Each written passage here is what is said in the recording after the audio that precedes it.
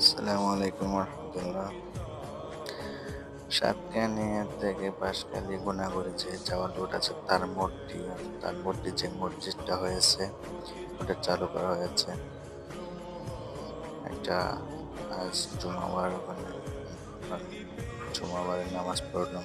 ভিতরে কিন্তু অনেক সুন্দর বাইরের থেকে, মাশাআল্লাহ অনেক সুন্দর লাগতেছে। আল্লাহর ঘর সুন্দর লাগতেছে বেশ। ধূপপাত চালু হয়েছে, চালু হওয়ার এতবার মানুষের জানার কারণ মানুষ কম মসজিদে।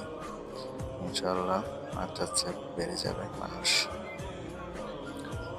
আল্লাহর রহমতে অনেক সুন্দর হয়েছে মসজিদটা। এটা